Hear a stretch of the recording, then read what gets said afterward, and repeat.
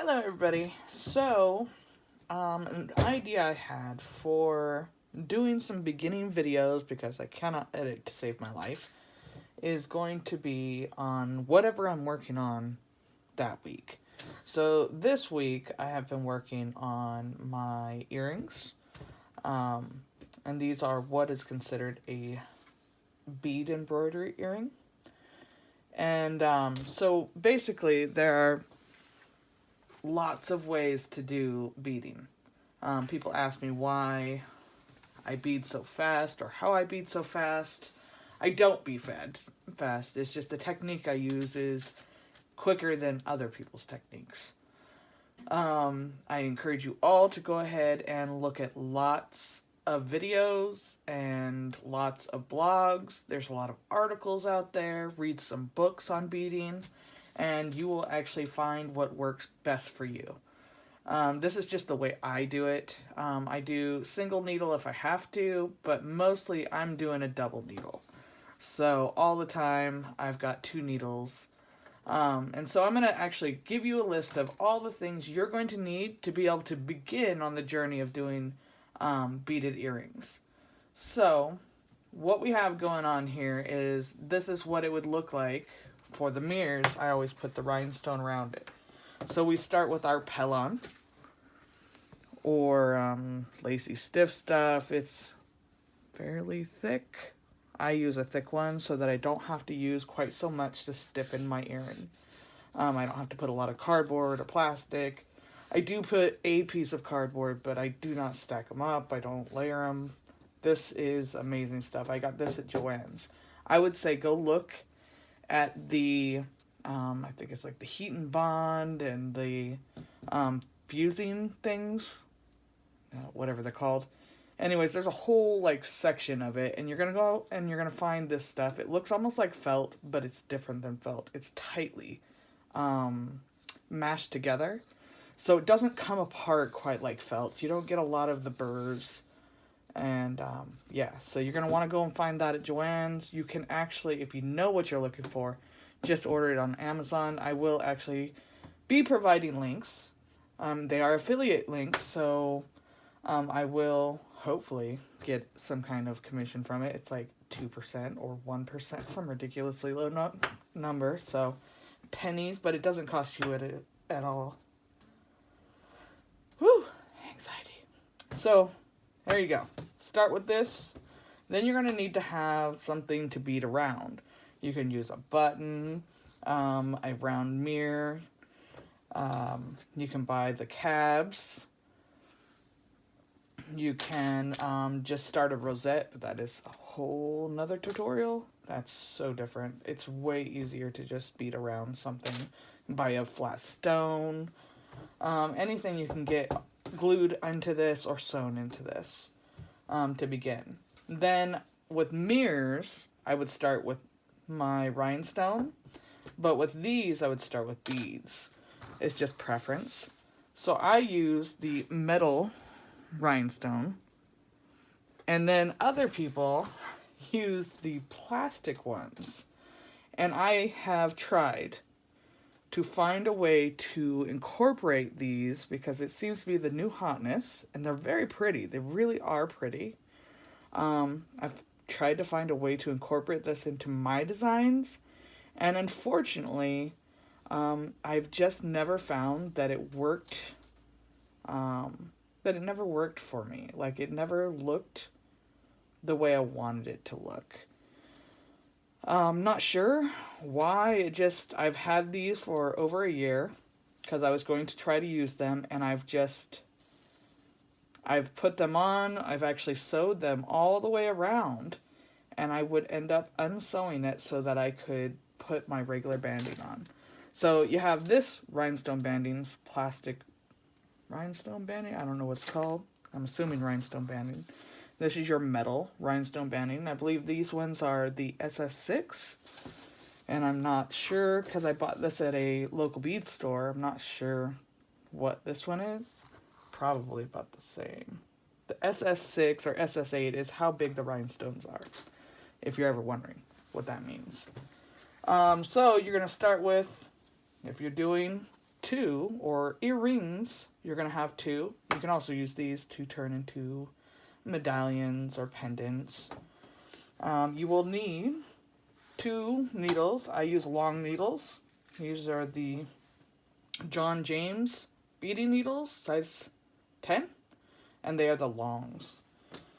And then you will need your cabs. You will also need your beads. So when I very first started beading, not knowing what I was doing, because I was not blessed with people to teach me, I had to teach myself.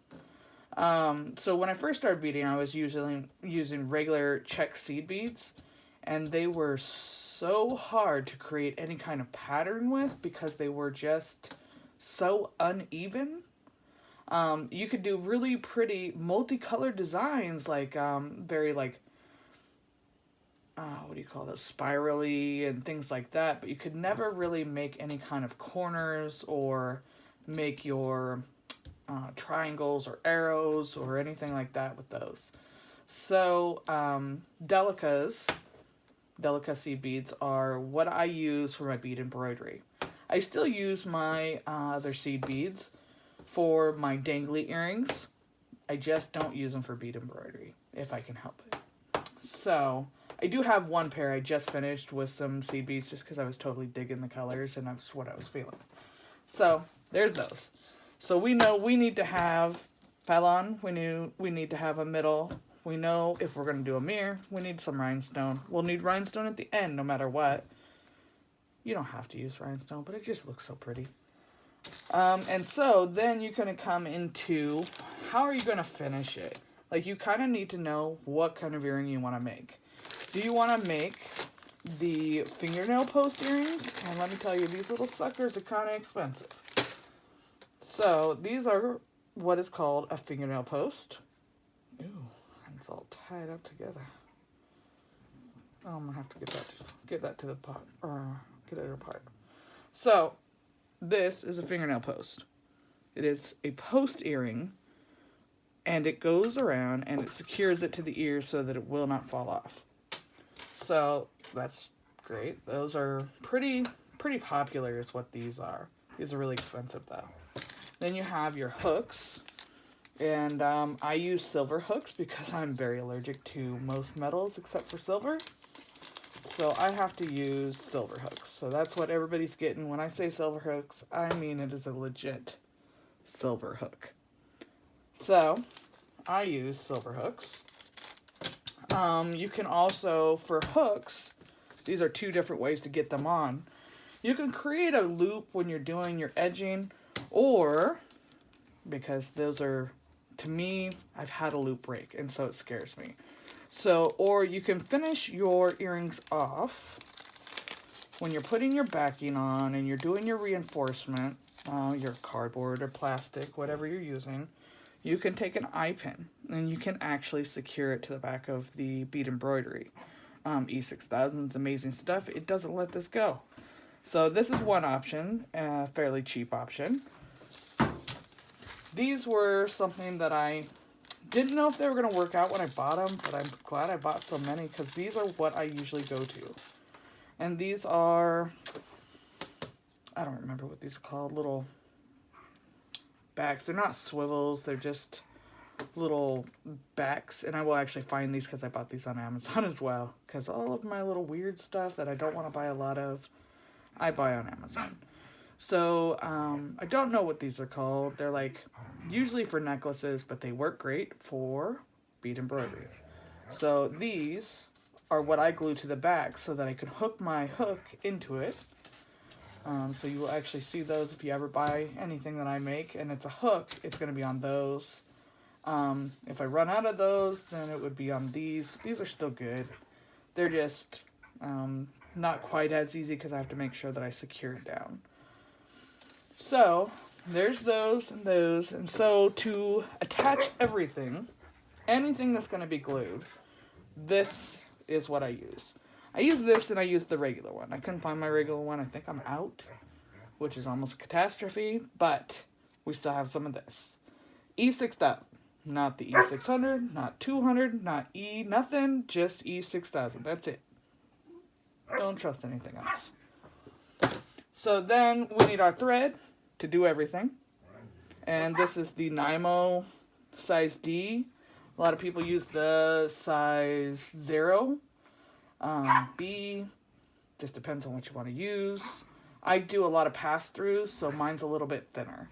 And I like it because I can go no matter what I'm doing, if I'm bead weaving or whatever, and it's very strong. So, yeah. You'll also need to have some kind of container. This is just a lid to one of those little storage containers you get at the Walmart.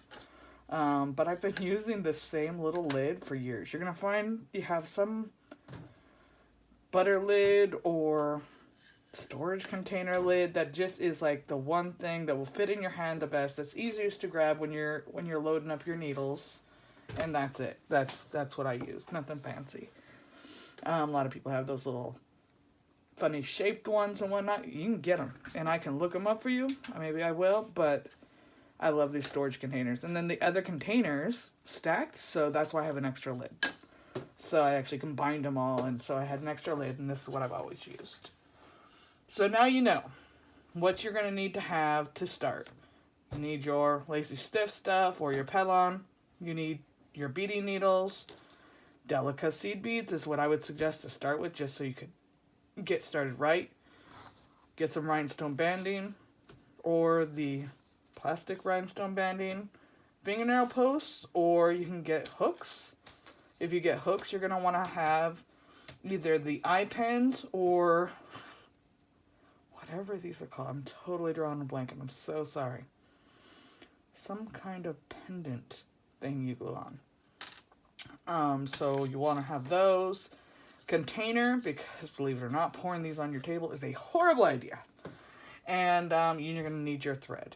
Nymo's the best for synthetic threads. That is fairly cheap for how much you have to spend. You could use Fireline, but that's just a total waste, and it's way too thick to do any kind of multi-passes through. So that's where I'm going to leave off this video. Just wanted to show you kind of, if you're interested in learning, or if you're not knowing how to begin, how to start, like what do you need, this is basics. So a lot of people are doing the pleather or that vinyl, and I use real leather. You can get this fairly cheap, scrap leather, and you can make quite a few earrings off of it. So I will try to find that. I bought a big box of scraps, and I've been using it for years. So we will see what's available, and I'll let you know if it's a good deal or not. And that's it. So, yeah. I hope this really helps people to know where to start. I'm not even going to teach you nothing. I just want you to know where to start. So check out the links below and get started, because really it's another art form. It really can calm the mind if you are that kind of person. Not everybody can bead, but most people could if they just sat down and tried. So don't be afraid to express yourself, to be unique, to be original, and to try new things. All right, everybody. You have a wonderful day. Please check out the website, chiloquinuniquecreations.com, and let me know what you thought. I'm sorry I'm not a professional. I'll get there eventually. Have a great day. Bye.